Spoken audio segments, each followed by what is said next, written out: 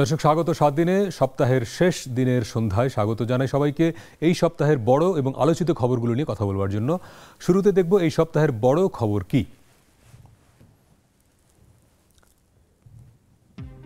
খ্রিস্টীয় নতুন বছর শুরুর 26 দিন পরে ডক্টর মোহাম্মদ ইউনূসকে শুভেচ্ছা বার্তা পাঠিয়েছেন ভারতের প্রধানমন্ত্রী নরেন্দ্র মোদী।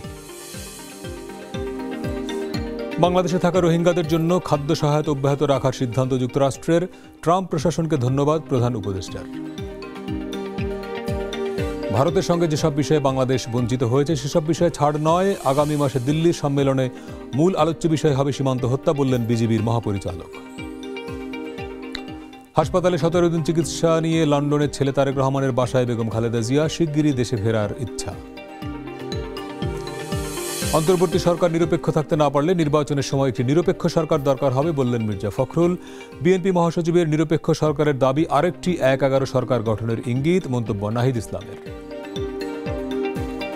জুলাই আন্দোলনের র্যাবের হেলিকপ্টার থেকে গুলি ছোড়ার প্রমাণ পেয়েছে আন্তর্জাতিক অপরাধ ট্রাইব্যুনালের তদন্ত সংস্থা। মামলাগুলো খুবই জটিল, তাড়াহুড়ো করা যাবে না, বললেন টবি ক্যাডম্যান। দাবি পূরণের আশ্বাসে রেল কর্মীদের কর্মবিরতি প্রত্যাহার, ট্রেন চলাচল শুরু হলেও শিডিউল বিপর্যয়ে ভোগান্তি। দাবি পূরণের আশ্বাসে আন্দোলন প্রত্যাহার মাদ্রাসা শিক্ষকদের, ধাপে ধাপে ইবতেদায়ী মাদ্রাসাগুলো জাতীয়করণ হবে, বলছে শিক্ষা মন্ত্রণালয়। রাজধানীর নীলক্ষেতে ঢাকা বিশ্ববিদ্যালয় শিক্ষার্থীদের সঙ্গে অধিভুক্ত 7 কলেজের শিক্ষার্থীদের সংঘর্ষ, দাবি পূরণের আশ্বাসে কর্মসূচি প্রত্যাহার।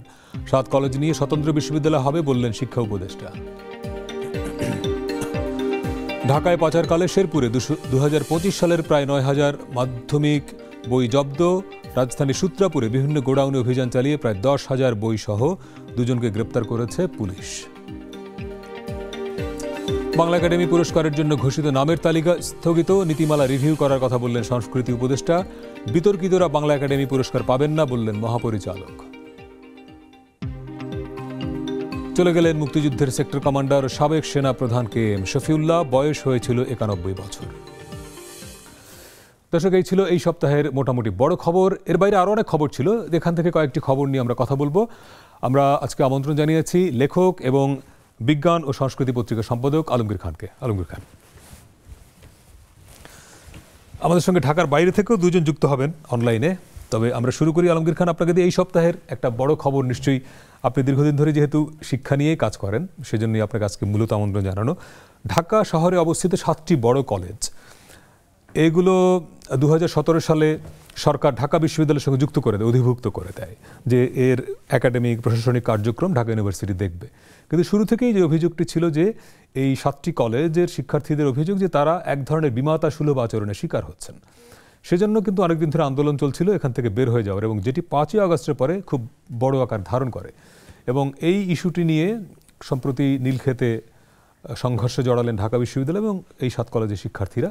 অনেক ঘটনা পরম্পরার পরে সিদ্ধান্ত হলো যে হ্যাঁ, এই 7টি কলেজকে নিয়ে একটা স্বতন্ত্র বিশ্ববিদ্যালয় হবে। টোটাল বিষয়টা আপনি কিভাবে দেখছেন?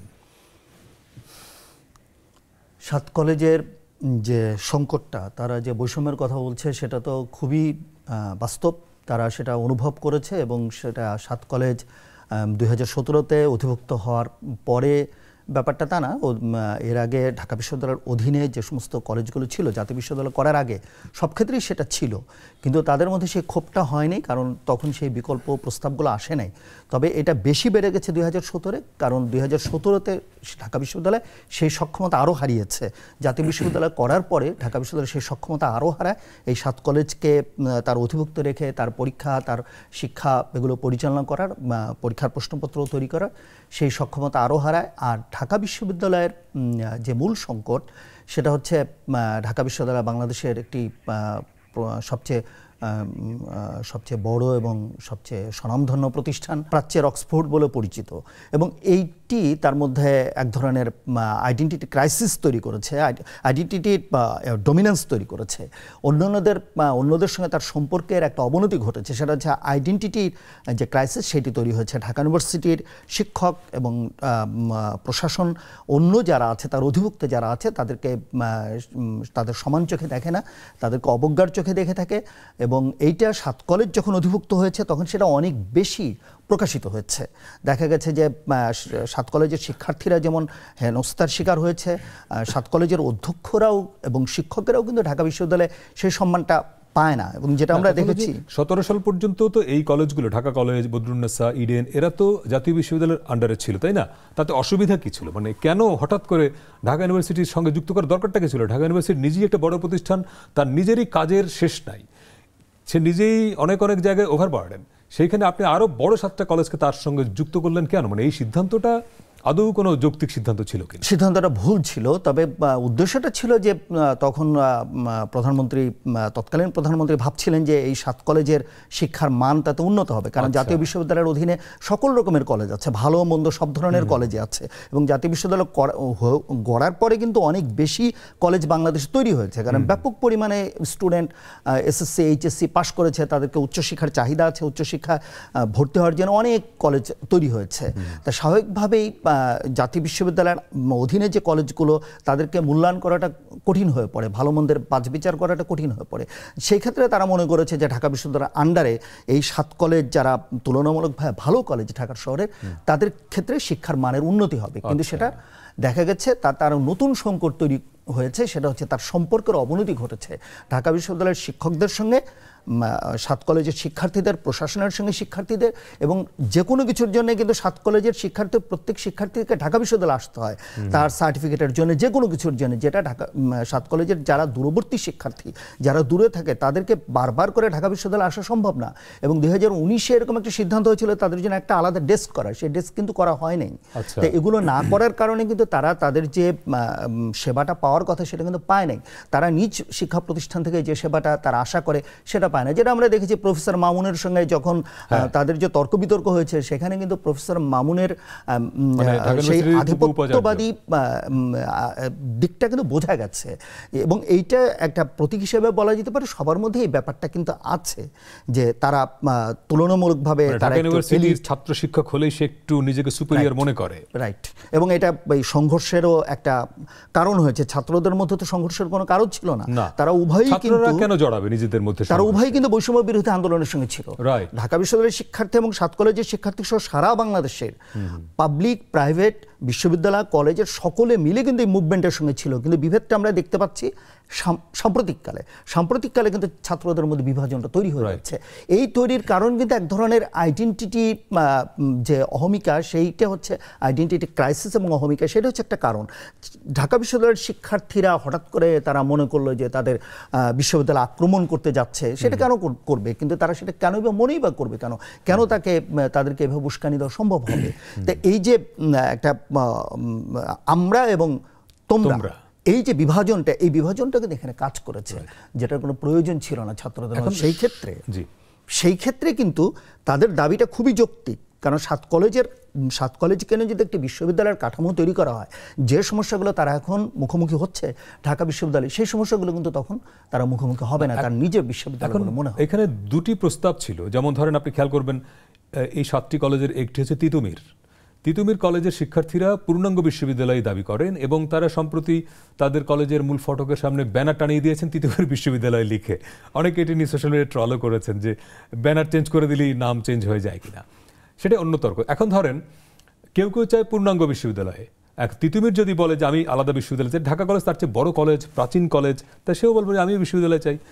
তার এখন 7টি আলাদা বিশ্ববিদ্যালয় করা, এটা তো একটা অবাস্তব।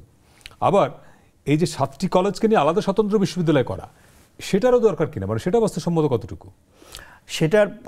সেটা খুবই প্রয়োজন এই কারণে যে ঢাকা বিশ্ববিদ্যালয়ের অধীনে থেকে 7 কলেজ, যেটা মনে করা হয়, আমি বলছি যে আগের মতো জাতীয় বিশ্ববিদ্যালয়ের আন্ডারে থাকলে অসুবিধাটা হচ্ছে এইখানে যে জাতীয় বিশ্ববিদ্যালয়ের অধীনে জাতীয় বিশ্ববিদ্যালয়ের সার্টিফিকেট কিন্তু আসলে কিন্তু সেটা বিচার করা হয় কলেজের সার্টিফিকেট, এটা কিন্তু বিশ্ববিদ্যালয়ের সার্টিফিকেট হিসেবে বিচার করা হয় না। ঢাকা বিশ্ববিদ্যালয়ের অধীনে যারা ঢাকা ইউনিভার্সিটির সার্টিফিকেট, ঢাকা ইউনিভার্সিটির ভিসির স্বাক্ষরিত সার্টিফিকেট কিন্তু তারা পাচ্ছে, কিন্তু তার পরীক্ষায় গিয়ে, ভাইভাতে গিয়ে, যে কোনো জায়গায় পরিচয়ের ক্ষেত্রে কিন্তু সে ঢাকা ইউনিভার্সিটির পরিচয়টা দিতে পারছে না। পরিচয়টা কিন্তু তার সনদপত্র সহ সব জায়গাতে তার পরিচয় কিন্তু কলেজের পরিচয়, কিন্তু সে কিন্তু পড়ছে, বিশ্ববিদ্যালয়ের শিক্ষা নিচ্ছে, কিন্তু তার পরিচয়টা হচ্ছে কলেজের পরিচয়। সেখানেই হচ্ছে সংকটটা। এবং জাতীয় বিশ্ববিদ্যালয়ের আন্ডারেও সে একই সঙ্গত। জাতীয় বিশ্ববিদ্যালয়ে যে একটা বিশাল বিশ্ববিদ্যালয় করে যে সার্টিফিকেট দিচ্ছে, তা কিন্তু কলেজের পরিচয়, কিন্তু সে বিশ্ববিদ্যালয়ের শিক্ষা নিচ্ছে, সে বিশ্ববিদ্যালয়ের সনদপত্রটা চায়। বাংলাদেশের সমস্ত সামাজিক ব্যবস্থা, সমস্ত চাকরির ব্যবস্থা সব কিন্তু সনদপত্র নির্ভর। এবং এই সনদপত্রটা কোথাকার সেটা খুব গুরুত্বপূর্ণ। এটা একটা বায়াসনেস কাজ করে। যদিও কলেজের শিক্ষার্থীরা এমন না যে কলেজের সব শিক্ষার্থী, বহু শিক্ষার্থী আছে যারা অনেক ভালো। এখন ধরেন ঢাকা শহরের যে 7টি কলেজ নিয়ে বিতর্ক, এই 7টি কলেজের চেয়ে পড়াশোনায় বা আয়তনে অনেক বেটার কলেজ ঢাকার বাইরে নাই। ধরেন আমি যদি নাম বলি আপনাকে, বরিশালের ব্রজমোহন কলেজ, সিলেটের এমসি কলেজ, খুলনার ব্রজলাল কলেজ, এই কলেজগুলো কি ঢাকার যে কোনো কলেজের সঙ্গে কম্পিট করবার মতো না? নিশ্চয়ই। তো তাহলে আপনি যদি এই 7টি কলেজের জন্য আলাদা ইউনিভার্সিটি করেন, তাহলে ঢাকার বাইরের এই যে অন্য কলেজগুলো, তাদের জন্য তারা তখন কি বলবে? হ্যাঁ, এটা খুবই যুক্তিসঙ্গত প্রশ্ন। এবং এটা এই প্রশ্নের একটা সহজ উত্তর প্রফেসর আনু মোহাম্মদ দিয়েছেন গতকালকে সমকালের একটি লেখায়। সমকালের সাংবাদিক শাহরিন আরাফাতের একটা লেখার মধ্যে উনি কোট করেছেন প্রফেসর আনু মোহাম্মদকে, যে জাতীয় বিশ্ববিদ্যালয়ের ধারণাটা একটা অবাস্তব ধারণা। জাতীয় বিশ্ববিদ্যালয়ের অধীনে যে কলেজগুলো সবাই কলেজের সার্টিফিকেট পাচ্ছে, কিন্তু 7 কলেজের যে দাবি, সেই দাবিটাকে বরং অনুকরণ করে আঞ্চলিক বিশ্ববিদ্যালয় করা প্রয়োজন। জাতীয় বিশ্ববিদ্যালয় আসলে সে চাহিদা পূরণ করতে পারছে না, অতএব এই যে দাবিটা করবে সেটা হওয়া প্রয়োজন। যে বরিশাল অঞ্চলের সমস্ত কলেজগুলো একটা আমব্রেলার নিচে, রংপুরের একটা আমব্রেলার নিচে, এইটা একটা অন্যরকম আইডিয়া। কারণ জাতীয় বিশ্ববিদ্যালয়ের আন্ডারে এই যে শত শত কলেজ, তার পক্ষে তো এটা নিয়ন্ত্রণ করা খুব কঠিন, সম্ভব না। কারণ আপনি যদি ঢাকার কলেজগুলোকে যদি আপনি বলেন যে এটা কম্পারেটিভলি ভালো কলেজ, তাতে তোমার জন্য আলাদা স্বতন্ত্র বিশ্ববিদ্যালয়, সিলেট অঞ্চলের লোকের বলতে আমার দোষটা কি? এটা এক ধরনের এই যে ঢাকা এবং প্রান্ত, এই যে তফাৎটা আমরা করি, এখানে কিন্তু ওই যে বৈষম্যের বিরুদ্ধে আমরা বলছি একই। এটা কিন্তু যদি এটা হয় যে হ্যাঁ ঢাকার এই 7টি কলেজ আলাদা বিশ্ববিদ্যালয়, তখন কিন্তু ঢাকার বাইরে এই যে ভালো কলেজগুলো আমি যেগুলো রেফারেন্স দিলাম, তারা কিন্তু বলবে যে এটা এক ধরনের ডিসক্রিমিনেশন। অবশ্যই সেটা কি করে মোকাবেলা করবে? সেটা অবশ্যই বৈষম্য হবে। সেইটা মোকাবেলা করার জন্যই তাহলে জাতীয় বিশ্ববিদ্যালয় ব্যর্থ হচ্ছে। জাতীয় বিশ্ববিদ্যালয় ব্যর্থ হয়েছে, ঢাকা বিশ্ববিদ্যালয়ের অধিভুক্ত করে 7 কলেজ সেটাও ব্যর্থ হয়েছে, দুটোই কিন্তু ব্যর্থ হয়েছে। অতএব আঞ্চলিক বিশ্ববিদ্যালয়গুলো করা প্রয়োজন, একাধিক বিশ্ববিদ্যালয় করা প্রয়োজন, যে বিশ্ববিদ্যালয়ের অধিভুক্ত থাকবে ওই অঞ্চলের ভালো ভালো কলেজগুলো সেই বিশ্ববিদ্যালয়ের অধিভুক্ত থাকবে। এখন আবার বৈষম্য তৈরি হবে, তাহলে অন্য কলেজগুলো বৈষম্যের শিকার হবে। আপনি ভালো কলেজ বলছেন, আমি কি তাহলে খারাপ কলেজ? রাইট। সেইখানে হচ্ছে যে তাহলে সব কলেজের মান উন্নত করতে হবে। মান উন্নত করার জন্য তো গোড়ায় একটা সংকট আছে, তার মানে হচ্ছে শিক্ষা ব্যয় বাড়াতে হবে। এখন সমস্যার সমাধান না করলে তো সংকট থাকবেই। রাইট, মানে একটার সঙ্গে একটা যুক্ত। আপনি বিচ্ছিন্নভাবে 7টা কলেজকে নিয়ে একটা ইউনিভার্সিটি করে দিলেন, কাল কি সমাধান হয়ে গেল, ব্যাপারটা এরকম না। এর সঙ্গে আসলে টোটাল রাষ্ট্রের এডুকেশন পলিসিটা একটা বড় বিষয়, একটা বড় বিষয়। আমরা শিক্ষাকে কিভাবে দেখি, আমরা আসলে বিশ্ববিদ্যালয়ের শিক্ষা বলছি, কিন্তু আসলে কিন্তু বিশ্ববিদ্যালয়ের শিক্ষার কার্যকরভাবে সেটা বিশ্ববিদ্যালয়ের শিক্ষা না, এমনকি শিক্ষা না, এমনকি সনদপত্রটার মধ্যে একটা বৈষম্য আছে। এই বৈষম্যটা দূর করা সম্ভব যদি আঞ্চলিক পর্যায়ে বিশ্ববিদ্যালয় করা হয়, তখন তারা কিন্তু বিশ্ববিদ্যালয়ের সার্টিফিকেটটাই পাবে, বিশ্ববিদ্যালয়ের সনদপত্রটাই পাবে। আচ্ছা, যে একটা ছোট্ট বিরতির সময় হলো। দর্শক, আজকে আমরা কথা বলছি এই সপ্তাহের আলোচিত খবরগুলো নিয়ে। একটা ছোট্ট বিরতির সময় হলে ফিরছি একটু পরেই, সঙ্গে থাকবেন।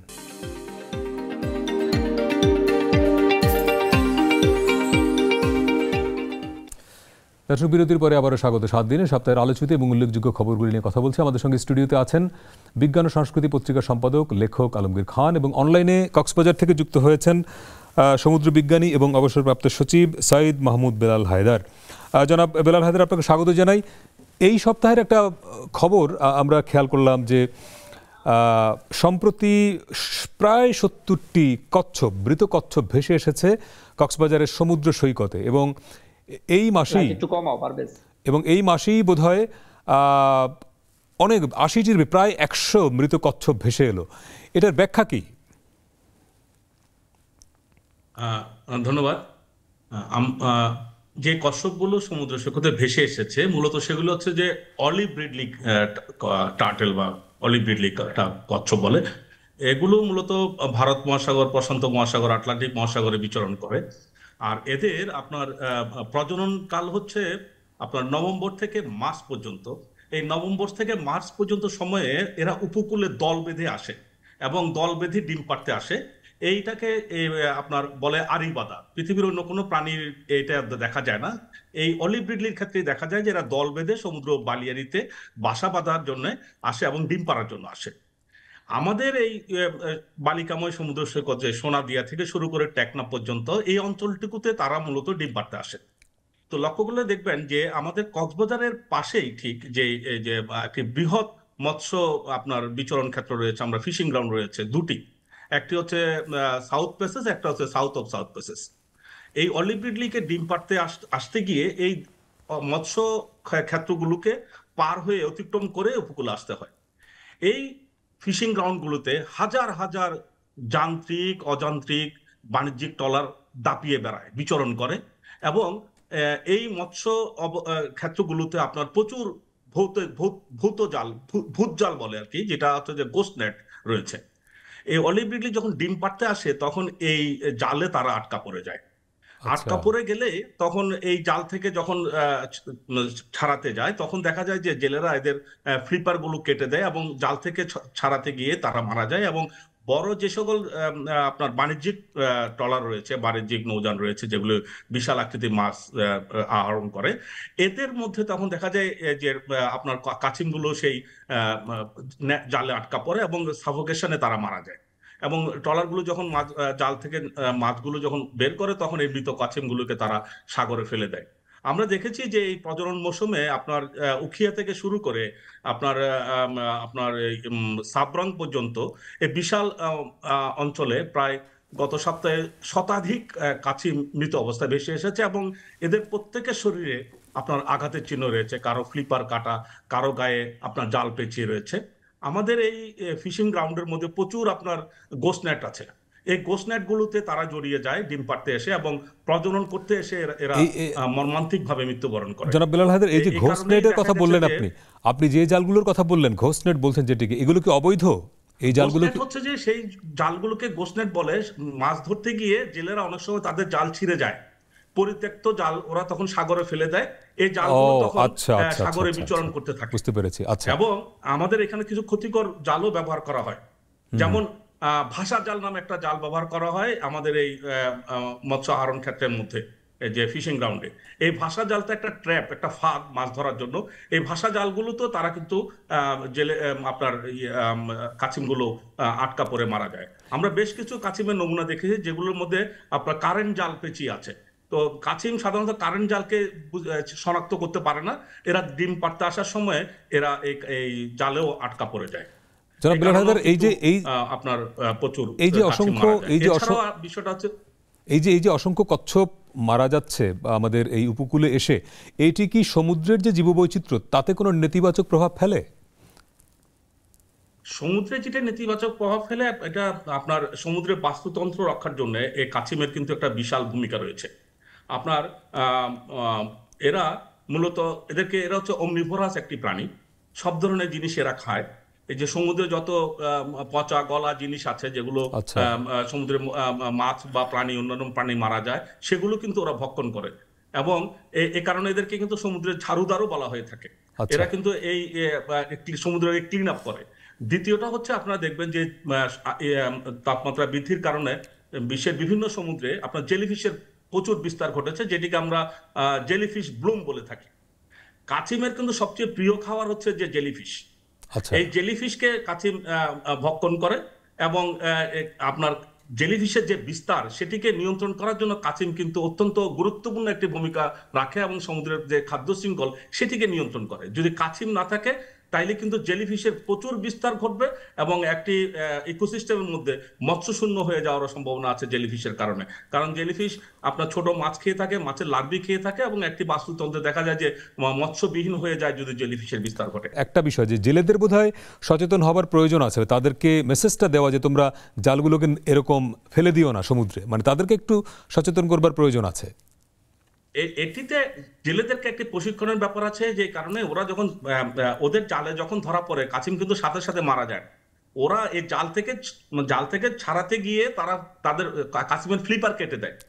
ফ্লিপার কেটে দিলেই আপনার কাছিম কিন্তু আর বাঁচতে পারে না। মানে তারা চাইলে এগুলোকে বাঁচাতে পারে আর কি।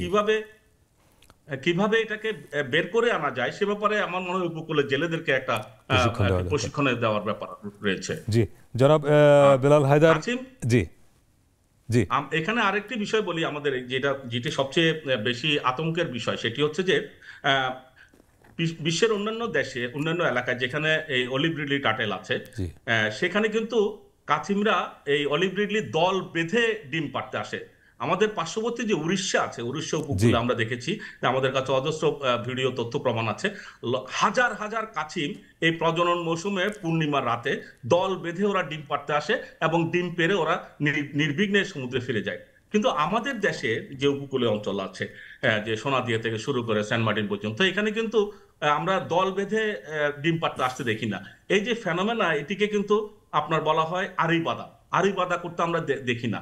তার কারণ হচ্ছে এখানে কিন্তু আমাদের অনেকগুলো আমরা বিষয় নজর দেওয়া বিষয় আছে। আমাদের যে কাছিম যে বালিয়াড়িতে ডিম দেয়, আমাদের এই অঞ্চলে বালিয়াড়িগুলো কিন্তু বিভিন্নভাবে নষ্ট হয়ে গেছে এবং বালিয়াড়ি নষ্ট হওয়ার কারণে তাদের ডিম পাড়ার যে বাসা বাঁধার স্থান সেটাই ধ্বংস হয়েছে। সেখানে অপরিকল্পিত পর্যটন হয়েছে, আপনার রাইট বিভিন্নভাবে বালিয়াড়িগুলো ধ্বংস করা হয়েছে, স্থাপনা তৈরি করা হয়েছে, মানুষের বিচরণ বেড়েছে, অপরিকল্পিতভাবে বালিয়াড়ির উপরে বিভিন্ন গাছপালা রোপণ করা হয়েছে। ফলে কাছিম এখন আর দল বেঁধে বালিয়াড়িতে ডিম দিতে আসে না। অলিভ রিডলি কাছিমের আরেকটি অন্যতম বৈশিষ্ট্য হচ্ছে তারা যেই জায়গাতে ডিম পারে, তাদের বাচ্চা বড় হয়ে যাওয়ার পরে 19 বছর লাগে তাদের আপনার আপনার অ্যাডাল্ট হতে। ঠিক 18 থেকে 19 বছর পরে তার মা যেখানে ডিম দিয়েছে, তার বাচ্চাটাও ঠিক সেই জায়গাতেই ফিরে আসে। ফলে আচ্ছা যদি কোনো কারণে হ্যাবিটেট নষ্ট হয়ে যায়, তাহলে কাছিম আর সেখানে আসবে না। আমরা দেখেছি যে সোনাদিয়া থেকে শুরু করে সেন্ট মার্টিন পর্যন্ত কাছিমের যে ডিম পাড়ার স্থান, সেগুলো কিন্তু নষ্ট হয়েছে। কাছিমের আরেকটি বৈশিষ্ট্য হচ্ছে সেরকম যে ও যখন ডিম পাড়তে আসে, সে সাগরের উপকূলে এসে আশ্রয় নেয় এবং পূর্ণিমার রাতে সর্বোচ্চ জোয়ারের সময় ডিম পাড়ার জন্য সাগরে বালিয়াড়িতে আসে। এই বালিয়াড়িতে যদি কোনো প্রাণীর বিচরণ থাকে, মানুষের কোনো বিচরণ থাকে, শব্দ থাকে, আলো থাকে, তাহলে কিন্তু তারা আর ডিম পাড়তে আসে না। কিন্তু আপনারা দেখেছেন এত অপরিকল্পিতভাবে পর্যটন হয়েছে, মানুষের এত বেশি বিচরণ হয়েছে রাইট যে ওরা আর ডিম পাড়তে আসতে সাহস করে না। রাইট আর দ্বিতীয়টা জি হচ্ছে যে যখনই ডিম পাড়তে আসে, আপনারা দেখবেন যে উপকূলীয় অঞ্চলের মধ্যে প্রচুর শিয়াল এবং কুকুরের আবাসস্থল আছে। হুম সোনাদিয়াতে যদি যান, দেখবেন যে প্রচুর শিয়াল আছে। এই শিয়াল কুকুরের আক্রমণও কিন্তু অলিভ রিডলি টার্টলগুলো আপনার জি মারা যাচ্ছে। আর অনেকগুলো দ্বিতীয়টা হচ্ছে পয়েন্ট যে ব্যাপকভাবে জি আপনার পলিউশন হচ্ছে, প্লাস্টিক দূষণ হচ্ছে। সমুদ্রে যখন আমরা একটা অনেকগুলো পলিথিন যায়, কারণেই আসলে এই টার্টল সংকটটা কিন্তু হচ্ছে এটিকে আপনার জেলিফিশ মনে করে, জি জি জেলিফিশ জি মনে করে সেইটাকে খেয়ে ফেলে এবং রাইট তাতেও তার কিন্তু মানে এখানে তারা মার খায়। অনেকগুলো কাজ করবার আছে এই এই বিষয়গুলো জি কিন্তু আমাদের মনে আমাদের হয় এখানে ঘটছে। জি আরেকটি মজার তথ্য এখানে দেই, জি যে আমাদের একটু শেষ টার্টল করতে কিন্তু হচ্ছে আপনার জনাব আপনার টার্টলের বাচ্চা যখন ডিম দেয়, সে পুরুষ হবে কি স্ত্রী হবে বাচ্চাগুলোর ডিম থেকে, সেটি নির্ভর করে কিন্তু তাপমাত্রার উপরে। যদি রাইট বালির তাপমাত্রা 35.5 ডিগ্রি সেলসিয়াস থাকে, তাইলে 50% পুরুষ হবে, 50% স্ত্রী হবে। যদি 35.5 ডিগ্রি তাপমাত্রা জনাব বেলাল বেশি হায়দার, হয়, আমার মনে হয় কি তাইলে আপনার সবগুলো হবে স্ত্রী ডিম। সঙ্গে কচ্ছপ নিয়ে আরেকদিন এবং একটা লম্বা আড্ডা দিতে হবে। কচ্ছপ নিয়ে আপনার এত জানাশোনা, আপনার সঙ্গে আরেকদিন কচ্ছপ নিয়ে গল্প করতে হবে। আজকে আমাদের শেষ করতে হচ্ছে। আপনাকে অনেক ধন্যবাদ আমাদের সঙ্গে কক্সবাজার থেকে যুক্ত হওয়ার জন্য। দর্শক, আরেকটা ছোট্ট বিরতি সময় ফিরছে একটু পরেই, সঙ্গে থাকবেন।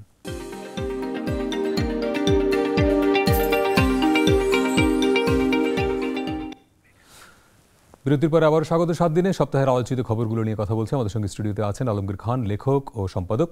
আমাদের সঙ্গে ভোলা থেকে যুক্ত হয়েছেন সাংবাদিক মোকাম্মেল মিশু। মঙ্গলবার এবং বুধবার দুদিন আপনার ভোলায় মানে চর ফ্যাশন সড়কে বাস এবং সিএনজি চালকদের সংঘর্ষ হলো, যান চলাচল বন্ধ ছিল। আসলে সংঘর্ষের সূত্রপাতটা কি নিয়ে এবং মানুষের ভোগান্তি কেমন হলো?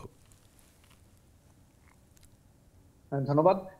ভোলার বীরশ্রেষ্ঠ মোস্তফা কামাল বাস টার্মিনালে এই বাস মালিক, শ্রমিক এবং সিএনজি চালকদের মধ্যে মঙ্গলবার রাত 8টার পরে তাদের আধিপত্য বিস্তারকে কেন্দ্র করে, অর্থাৎ এই কারা দখল নিবে সেই, অর্থাৎ এই স্ট্যান্ডটা, এটা নিয়ে বাকবিতন্ডার এক পর্যায়ে তাদের মধ্যে সংঘর্ষ তৈরি হয়। সংঘর্ষের এক পর্যায়ে তারা দুটি বাস এবং 5টি সিএনজিতে আগুন লাগিয়ে দেয় এবং উত্তপ্ত হয়ে যায়। এক পক্ষ আরেক পক্ষকে ইট পাটকেল নিক্ষেপ করে, এতে করে 15 জন আহত হয়ে হসপিটালে ভর্তিও হয়। এবং পরবর্তীতে এক পর্যায়ে প্রশাসন প্রথমে আসলেও তারা কোনো রকম প্রশাসনের লোকজন অর্থাৎ পুলিশ আসে ঘটনাস্থলে। পুলিশ আসার পরে পুলিশ সাথে সাথে অবস্থান নিতে পারেনি, কারণ উত্তপ্ত যে জনতা তারা বেশি ছিল, অর্থাৎ হামলাকারীদের। পরবর্তীতে আরো অতিরিক্ত ফোর্স আসে এবং অন্যান্য আইন শৃঙ্খলা বাহিনী, পুলিশের পাশাপাশি র্যাব, তারপরে আপনার নৌবাহিনী এবং কোস্টগার্ড সদস্যরা আসলে এরপরে তারা পরিস্থিতি কিছুটা নিয়ন্ত্রণে আনে রাতের বেলা। কিন্তু এর মধ্যে হচ্ছে যে ফায়ার সার্ভিস স্টেশনটা ঠিক বাস টার্মিনালের পাশে, অর্থাৎ যে বাউন্ডারি গেট বাস টার্মিনালের তারপরে একটা রাস্তার পরে, অর্থাৎ মোটামুটি 20 গজের মধ্যে হচ্ছে ফায়ার সার্ভিস স্টেশন। কিন্তু ফায়ার সার্ভিস স্টেশনের সদস্যরা কেন আসতেছে না, এরকম নানা রকম প্রশ্ন জনমনে যখন তৈরি হয়, তখন ফায়ার সার্ভিস মানে বিলম্ব করতেছে এরকম একটা কথা ওঠে। তো এই কথার ভিত্তিতে আমি যখন ভোলার ফায়ার সার্ভিস স্টেশনের ইন্সপেক্টর মোহাম্মদ ফারুক হোসেন হাওলাদার, ওনার সাথে কথা বলি, দায়িত্বপ্রাপ্ত কর্মকর্তা, উনি আমাকে জানান যে ওনারা যে আসবেন, কিন্তু ওই উত্তপ্ত যে জনতা দুই পক্ষেরই, তাদের জন্য তারা আসতে পারতেছে না, কারণ ইট পাটকেল ছুটতেছে। এতে করে হচ্ছে তাদের যে সংখ্যা, গাড়ির গ্লাস ভাঙবে বা গাড়িটা আসবে, এরকম কোনো পরিস্থিতি নাই। পরবর্তীতে প্রশাসনের সহায়তা নিয়ে প্রায় 2 ঘন্টা সংঘর্ষ চলার পরে আসে, ততক্ষণে অলরেডি সবকিছু পুড়ে যায়। এবং রাতে যখন পরিস্থিতি অনেকটা নিয়ন্ত্রণে চলে আসে, প্রশাসনের লোকজন ওইখান থেকে চলে আসে। আসার পরে পরবর্তীতে আবার হচ্ছে বুধবার আবার সকাল ঠিক ভোর থেকে বাস শ্রমিকরা হচ্ছে ধর্মঘটের ডাক দেয়। আর এতে করে হচ্ছে আবার ওই সিএনজি চালকরা ওইখানে অবস্থান নেয়। সব মিলে আবার একটা বাকবিতণ্ডা তৈরি হয় এবং একটা বিষয় আমরা বিভিন্ন জায়গায় যেটা দেখেছি যে মহাসড়কে সিএনজি অটোরিকশা বা এরকম 3 হুইলার যখন চলে, বাস শ্রমিকরা মালিকরা সেটার বিরোধী। এটা নিয়ে মূলত সংঘর্ষটা হয় যে তারা এটা চলতে দিতে চায় না, আর সিএনজি যারা তারা চালাতে চায়। তো এই ভোলা চরফ্যাশন এইটা তো অনেক লম্বা একটা রোড, এখানে কি এই সিএনজি অটোরিকশা চলবে না এরকম একটা দাবিও বাস মালিক শ্রমিকদের আছে কিনা? না, বাস মালিক শ্রমিকদের বরাবরই দাবি হচ্ছে যে এই রাস্তায়, অর্থাৎ এই ভোলা চরফ্যাশন যে আঞ্চলিক মহাসড়কটি রয়েছে, এই সড়কে শুধুমাত্র বাস চলবে। এই দাবি হচ্ছে বাস মালিক শ্রমিকদের দীর্ঘদিন। আর তার বিপরীতে হচ্ছে সিএনজি চালক যারা, তাদের কথা হচ্ছে যে আমরাও রোডে ট্যাক্স দেই এবং সরকারি যে ট্যাক্স দিয়েই আমরা রাস্তায় গাড়ি চালাই, আমাদেরও অধিকার রয়েছে, আমরাও এই রাস্তায় গাড়ি চালাবো। তো এই দাবি পাল্টাপাল্টি অভিযোগ উভয়কে করছে। আর এই হামলার বিষয়ে তাদের সাথে যখন আমার কথা হয়, তারা দুই পক্ষই তাদের পাল্টাপাল্টি অভিযোগ করতেছে। বাস শ্রমিকরা বলতেছে যে সিএনজি চালকরা তাদের উপরে হামলা করে, আর সিএনজি চালকরা বলে যে বাস মালিক শ্রমিকরা তাদের উপরে হামলা করে। এটা পাল্টাপাল্টি অভিযোগ। এবং এরই প্রেক্ষিতে এই গত 2 দিন হচ্ছে যে খুব একটা উত্তেজনাকর পরিস্থিতি তৈরি হয়েছে। আইন শৃঙ্খলা রক্ষাকারী বাহিনীরা তৎপরতার সাথে মোকাবিলা করতেছে, কিন্তু মোকাম্মেল মিশু অনেক অনেক ধন্যবাদ আপনাকে। যেটা সবচেয়ে বড় সমস্যা তৈরি হচ্ছে সেটা হচ্ছে জনগণ এবং ওইখানকার এই বাস স্ট্যান্ড এলাকার ব্যবসায়ী যারা রয়েছে, তাদের ব্যবসা বাণিজ্যের ব্যাপক ক্ষয়ক্ষতি হচ্ছে। হ্যাঁ, দুই পক্ষ মারামারি করে, মাঝখান থেকে সাধারণ মানুষ ভুক্তভোগী হয়। মোকাম্মেল মিশু, অনেক ধন্যবাদ আপনাকে। আলমগীর ভাই, একটু অন্য প্রসঙ্গে যাই। এই সপ্তাহের আরেকটা বড় খবর, একটু এডুকেশনেই ফিরি। আপনি খেয়াল করবেন যে কুড়িগ্রাম থেকে প্রায় 9000 বই এবছরের মাধ্যমিক স্তরের, সেটা বলা হচ্ছে এরকম যে ঢাকায় পাচার করা হচ্ছিল। আপনার সেটি শেরপুরে এসে আটকে যায় এবং সেখানে থেকে পুলিশ উদ্ধার করে। আবার তারপর দিনই বা ওই দিনই সম্ভবত পুরান ঢাকায় অভিযান চালিয়ে প্রায় 10,000 বইসহ 2 জন আটক করা হয়। বছর প্রায় শেষ, মানে বছরের প্রথম মাস প্রায় শেষ, তাই না? এখনও কিন্তু অধিকাংশ শিক্ষার্থী বই পায় নাই, অথচ খোলা বাজারে আমরা নীলক্ষেতে শুনি বই বিক্রি হয়, এখানে অভিযান চালিয়ে পুলিশ বই উদ্ধার করে, বই পাচার হয়। এগুলোর অর্থটা কি? এটা তো এনসিটিবির জন্য এটা একটা ব্যর্থতা বলতেই হবে। কিন্তু এটার মূল যে কারণ, এই ব্যর্থতার বাস্তব কারণটা হচ্ছে যে এনসিটিভি যে এখনও বইগুলো দিতে পারছে না মানুষের কাছে, এবং এই ধরনের ঘটনাগুলো ঘটছে, মানুষকে তো পড়তে হবে, তো সে বেশি দামে, যেখান থেকেই বই ছাপা হোক না কেন, সে বেশি দামে বইগুলো নেওয়ার চেষ্টা করছে। এবং সেটা তখন বিনামূল্যে যে বই দেওয়ার ব্যাপারটাই আসলে হাস্যকর হয়ে যায়। একদিকে বিনামূল্যে, একদিকে 1 সেট বই কিনতে 4-5 হাজার টাকা ব্যয় হচ্ছে। কিন্তু এনসিটিভির জন্য যেটা সংকট, এই পরিবর্তনের কারণে পাঠ্যপুস্তকের ক্ষেত্রে যে সমস্ত পরিবর্তনগুলো আনতে হয়েছে, এই অল্প সময়ের মধ্যে তো আসলে সেটা কভার করা সম্ভব। আমি এই প্রশ্নটা আপনাকে করতাম যে ধরেন এই পরিবর্তন, মানে আমরা দেখেছি যে অনেক টেক্সট পরিবর্তন হয়েছে, গল্প চেঞ্জ হয়েছে, নতুন কবিতা ঢুকেছে, মুক্তিযুদ্ধের চ্যাপ্টারে চেঞ্জ করেছে, অনেক শব্দ বাক্য চেঞ্জ করেছে। আগস্ট মাসে সরকার দায়িত্ব নিল, জানুয়ারিতে বই দেওয়ার কথা। এই মাঝখানের এই সময়টায় এই সরকারের এসেই এই পাঠ্যবইয়ের এই ম্যাসিভ চেঞ্জ দরকার ছিল আসলে? এই ম্যাসিভ চেঞ্জের দরকার থাকলেও হয়তো দরকার ছিল, দরকার থাকলেও এটা সম্ভব ছিল না। এইটুকু বোধটা থাকা দরকার ছিল যে আমরা যে পরিবর্তনটা করতে চাই সেই পরিবর্তনটা আমরা যদি মিনিমাম রাখি, ন্যূনতম জায়গায় রাখি, তাহলে আমরা সঠিক সময়ে বাচ্চাদেরকে বইগুলো ছাপিয়ে দিতে পারবো। কারণ আপনি জানেন যে আগে দেশের বাইরে বই ছাপা হতো, সেটা বন্ধ করা হয়েছে।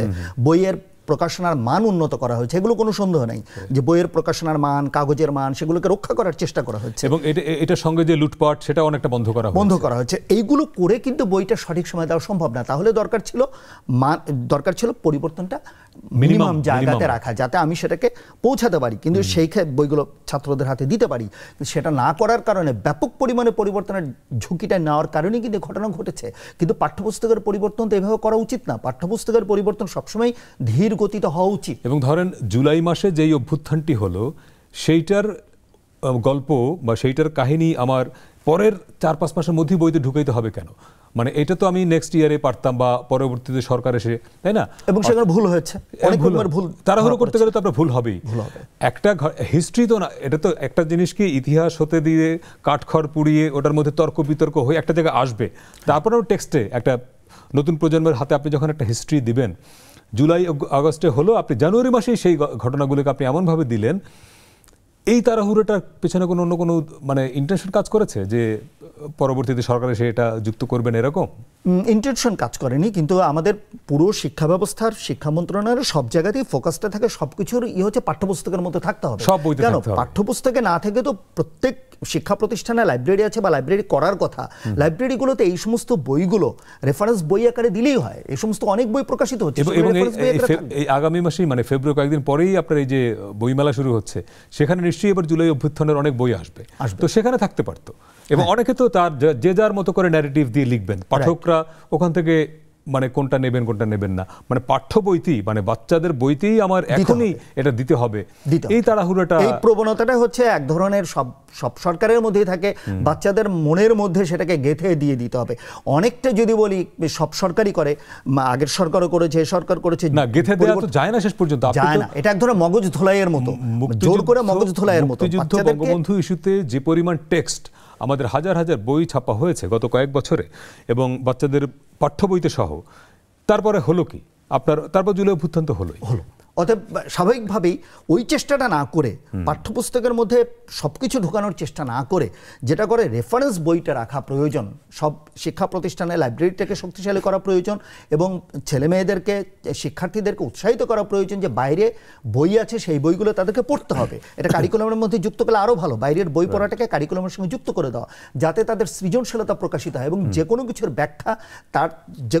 ব্যাখ্যা যাতে বিভিন্ন রকমের ব্যাখ্যা আছে, সেই ব্যাখ্যাগুলোকে যাতে তারা সেই ব্যাখ্যাগুলো সম্পর্কে ওয়াকিবহাল থাকে। শুধু একটি ব্যাখ্যাতেই যাতে তারা বড় না হয়, বিভিন্ন রকমের ব্যাখ্যাতে যদি ওয়াকিবহাল থাকে, এটা যদি আমরা মনে করি এক ন্যারেটিভে সে বড় না হয়, এই চিন্তার স্বাধীনতাকে যদি আমরা সম্মান করতাম, তাহলে কিন্তু আমরা সবকিছু দ্রুত যে কোনো ভাবে পাঠ্যপুস্তকের মধ্যে ঢুকিয়ে দিতে হবে, পরিবর্তন করতে হবে, এবং এই হচপচটা হতো না, একটা দীর্ঘমেয়াদী হচপচ হতো না। এবং এই সরকারের কাছে যে মানুষের প্রত্যাশা ছিল যে অন্তত বছরের প্রথম দিন বাচ্চারা বইটা পাবে, কিন্তু প্রথম মাস শেষ হয়ে গেল, এখনো অধিকাংশই পেল না। ফলে এটি একটা মানে তাদের জন্য একটা মানে একটা ব্যাড ইনস্ট্যান্ট তৈরি। তবে এটা কিন্তু গত সরকার আমলেও হয়েছে, একদম প্রথম দিনই সকল বই পাওয়া, এটা প্রথম দিন একটা মাস চলে যাচ্ছে।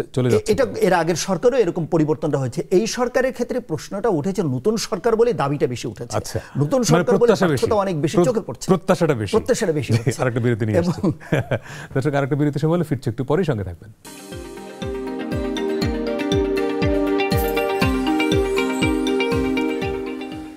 দর্শক, বিরতির পরে আবারও স্বাগত। 7 দিনে সপ্তাহের আলোচিত এবং উল্লেখযোগ্য খবরগুলো নিয়ে কথা বলছে। আমাদের সঙ্গে স্টুডিওতে আছেন লেখক এবং বিজ্ঞান ও সংস্কৃতি পত্রিকার সম্পাদক আলমগীর খান। একদিন পরেই আমাদের বাঙালির সবচেয়ে বড় সাংস্কৃতিক আয়োজন, আমরা যেটাকে বলি যে প্রাণের মেলা বলি, অমর একুশে বইমেলা শুরু হচ্ছে সোহরাওয়ার্দী উদ্যান বাংলা একাডেমি জুড়ে।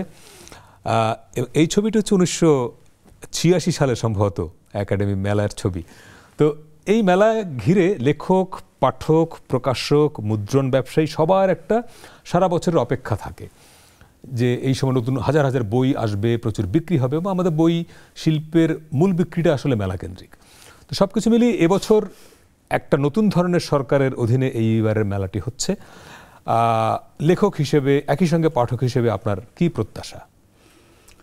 প্রত্যাশা হচ্ছে এই নতুন সরকারের অধীনে মেলার যে ব্যবস্থাপনা সেটা আরও সুন্দর হবে, যাতে যারা মেলাতে যাবে তারা যাতে সুন্দরভাবে মেলাটা পরিদর্শন করতে পারে, যাতে ধুলাবালি কম থাকে এবং তারা যাতে সময় পায়। আগের ক্ষেত্রে অনেক সময় দেখা যেত যে পাঠক যাচ্ছে কিন্তু মেলার গেটটা বন্ধ হয়ে গেছে, 7টার সময় 8টার সময় বন্ধ হয়ে যাচ্ছে। এই ঘটনাগুলো যাতে না থাকে, মানুষের চাহিদা যাতে পূরণ করতে পারে এবং এখানে যাতে ভালো বই থাকে। মেলাতে সবসময় যে ভালো বই আসে তা না, তবে ভালো বই প্রকাশনার মান যাতে থাকে এবং যারা এখানে যেতে চায় তারা যাতে নিরাপদে, সুস্থভাবে, সুন্দরভাবে মেলা পরিদর্শন করে আসতে পারে। এটা হচ্ছে একটা বিষয়, আপনি বিগত দিনেও মেলাগুলো দেখেছেন যে রাজনৈতিক সরকারের সময় যে মেলাগুলো হয়, মেলার বাংলা একাডেমি প্রাঙ্গণে একটা বিরাট জায়গা জুড়ে ওই রাজনৈতিক দলের অঙ্গ সহযোগী সংগঠনের বিভিন্ন স্টল থাকে এবং সেখানে বই থাকে, তাদের দলীয় বইপত্র থাকে। তো এবছর নিশ্চয়ই সেরকম রাজনৈতিক দলের স্টল হয়তো আমরা দেখব না। কিন্তু আরেকটা ঘটনা ঘটে মেলায়, যে পুলিশিংটা হয়, যে অমুকের বই রাখা যাবে না, অমুক বিষয়ক বই রাখা যাবে না। কোনো প্রকাশনীকে বিভিন্ন সময় আমরা দেখেছি যে স্টলে গিয়ে পুলিশ বই বলেছে এই বইটা রাখা যাবে না, প্রত্যাহার করতে হবে। এরকম অনেক অনাকাঙ্ক্ষিত ঘটনা ঘটেছে বিভিন্ন বই নিয়ে, লেখককে নিয়ে। এবছর সেরকম কোনো শঙ্কা আছে? এবছর সেরকম শঙ্কাটা থাকা উচিত না, কারণটা হচ্ছে এটা নতুন সরকার, যেটা একটি গত সরকারের একটা ফ্যাসিস্ট ধরনের সরকারের পতন ঘটিয়ে এই সরকারের আবির্ভাব হয়েছে। যদি একই ঘটনার পুনরাবৃত্তিটা মানে একই ধরনের পুলিশিং যদি থাকে, সেটা অতএব এটা কোনোভাবেই আশা করার কোনো কারণ নেই, তো আমরা সেটা আশা করি না। কিন্তু যদি ঘটে সেটা অবশ্যই দুঃখজনক হবে, কিন্তু এটা ঘটবে না এটাই আমাদের প্রত্যাশা। কারণ এটা নতুন সরকার, যেখানে আমরা একটা নতুন মুক্তি পেয়েছি, সেখানে তার লেখকেরা, পাঠকেরা, বই প্রকাশকরা তার স্বাধীনতা পাবে না, সেটা তো প্রত্যাশিত। আপনি খেয়াল করেন 5ই আগস্টের পরে মুক্তিযুদ্ধ, বঙ্গবন্ধু এই ইস্যুতে বিভিন্ন ধরনের ন্যারেটিভ তৈরি হচ্ছে, বিতর্ক তৈরি করা এবং ঐতিহাসিকভাবে মীমাংসিত অনেক বিষয় নিয়েও বিতর্ক উস্কে দেওয়া হচ্ছে। তো তার ইম্প্যাক্ট মেলায় পড়বে কিনা? ধরেন যে অসংখ্য মুক্তিযুদ্ধ বিষয়ক বা বাংলাদেশের হিস্ট্রির প্রচুর বইপত্রে প্রচ্ছদে বঙ্গবন্ধুর ছবি আছে, আবার হিস্ট্রি আওয়ামী লীগের এক ধরনের বয়ান আছে মুক্তিযুদ্ধ নিয়ে, আবার তার কাউন্টার ন্যারেটিভ আছে। সব কিছু মিলিয়ে কি আপনার মনে হয় যে মেলায় এবার এ ধরনের কোনো ইম্প্যাক্ট থাকবে যে হ্যাঁ এই বইগুলো রাখা যাবে না, বঙ্গবন্ধুর ছবি বই থাকতে পারবে না, এরকম শঙ্কা দেখেন? যেটা হবে যে প্রকাশকরাই এক ধরনের বলা যায় সেলফ সেন্সরশিপের মতো করবে, যাতে অনাকাঙ্ক্ষিত ঘটনা না ঘটে। এবং এটা তো সত্যি যে বিগত মেলাগুলোতে বঙ্গবন্ধুর মুক্তিযুদ্ধের নামে যে সমস্ত বইগুলো আছে তার মধ্যে অনেকগুলো বই খুব বাজে, একটা বড় অংশই গার্বেজ ছিল। গার্বেজগুলো যদি সরে যায় সেটা তো ভালো, তবে ওই ওভার ন্যারেটিভের কারণেই কাউন্টার ন্যারেটিভটা হয়েছে, সেটাই তো ক্ষতি করেছে। যে এক ধরনের আওয়ামী ন্যারেটিভ তৈরি করা পুরো মুক্তিযুদ্ধের কৃতিত্ব, সেটাই কিন্তু কাউন্টার ন্যারেটিভ তৈরি করেছে। দুটোই প্রবলেমেটিক। এই বইমেলা যেহেতু 21-এর বইমেলা, এই বইমেলা 21 ধারণ করে কিন্তু 71-কে ধারণ করে। এবং বাঙালির জন্ম তো শুধু 24-এ না, বাঙালির জন্ম 71-ও না, বাঙালির জন্ম 52 তো না, কিন্তু এই সবগুলোই এক একটা মাইলস্টোন। 52, 71, 90, 24 সবই এক একটা মাইলস্টোন। এই মেলায় সবগুলোকে ধারণ করবে, এটাই হচ্ছে প্রত্যাশিত। কারণ এটা তো 21-এ বই মেলা, 21-এর গর্ভ থেকে 71-এর জন্ম। অতএব এই ধারাবাহিকতা, এই চেতনা, এই প্রেরণা, মানুষের আবেগ, এটাই মেলার মধ্যে থাকবে, এটাই প্রত্যাশিত। রাইট। একদম শেষ প্রশ্ন, সেটা হলো যে এই অমর একুশে বইমেলার একটা আকর্ষণীয় বিষয় হচ্ছে বাংলা একাডেমি সাহিত্য পুরস্কার। সাধারণত 10 জন লেখককে বিভিন্ন ক্যাটাগরিতে দেওয়া হয়, কবি, ঔপন্যাসিক, কথাসাহিত্যিক।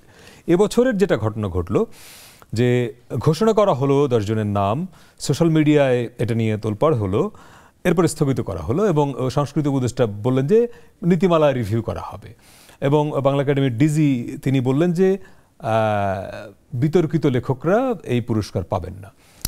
তার মানে আপনি 10 জন লোকের নাম ঘোষণা করে স্থগিত করে দিলেন। এখন নতুন যে নাম ঘোষণা করা হবে সেখানে এই 10 জনের মধ্যে কেউ যদি আবার থাকে, তখন পাঠক তো প্রশ্ন করবে ওনারা কোন ক্রাইটেরিয়ায় আছেন। আবার যাদেরকে বাদ দিবেন তখন মানুষ প্রশ্ন করতে পারবে যে কেন বাদ দিলেন। এই যে আর একটা হচপচ, এই বিতর্কটা দরকার ছিল না, এই বিতর্কটা কোনোভাবেই দরকার ছিল না। যদি বাংলা একাডেমিকে এক্ষেত্রে যথেষ্ট সচেতন থাকা দরকার ছিল। আগের বারের চেয়ে আগে যে সমস্ত বাংলা একাডেমি পুরস্কার হতো তার অনেকগুলো গার্বেজ ছিল। আমরা জানি যে কি ধরনের ভুয়া লেখকেরা পুরস্কার পেয়েছে, সিন্ডিকেট, নিজস্ব লেখক। রাইট। সেক্ষেত্রে এবারের পুরস্কার কিন্তু অনেক বিচার করে অনেক বিবেচনা প্রসূত ছিল, কিন্তু একটা যদি ব্লান্ডার করে থাকে সেই ব্লান্ডারটা তো করা ঠিক হয় না, তাদেরকে আরও ভাবতে হতো এই পুরস্কার নির্বাচনের ক্ষেত্রে, এবং সেইভাবেই নির্বাচন করতে হবে। যে কেউ দাবি তুললেই পুরস্কারটা আবার ক্যান্সেল করে দেবে, এটা তো যাদেরকে এখন যে নতুন যে তালিকাটা ঘোষণা করবে সেটা নিয়ে আবার যে বিতর্ক হবে না তার কি নিশ্চয়তা, হলে তখন কি আবার স্থগিত করবে? সেটা তো হাস্যকর ব্যাপার হবে, এবং এটা যাদেরকে স্থগিত করা হবে, যাদের নাম বাদ পড়বে, সেটা তাদের জন্য একটা বড় রকমের অসম্মানজনক। এবং যে 10 জন, একজন অলরেডি প্রত্যাখ্যান করেছেন যে ওনার নাম যদি আবারও বিবেচনা করা হয় উনি এই পুরস্কারটি নেবেন না। তার মানে এখন পুরো বিষয়টা নিয়ে মানে আমাদের জাতির মেধা মননের সৃষ্টিশীল জায়গাগুলোর নিয়েও আমাদের এই যে বিতর্কটা হচ্ছে আর কি। মানে বিতর্কটা বাংলা একাডেমি পুরস্কার নিয়ে বিতর্ক ছিল, সেই বিতর্ক থেকে উঠে আসছিল, কিন্তু আবার নতুন করে বিতর্ক তৈরি করে দিল এই বাংলা একাডেমিতে, এই বিতর্কটা তৈরি করে দিল যার কোনো প্রয়োজন ছিল না। জি আলমগীর খান, অনেক ধন্যবাদ। আমাদের শেষ করতেছি দর্শক, এই ছিল আমাদের আজকের 7 দিন। কথা হবে আগামী বৃহস্পতিবার ওই সপ্তাহের বড় খবরগুলো নিয়ে। সে পর্যন্ত ভালো থাকবেন।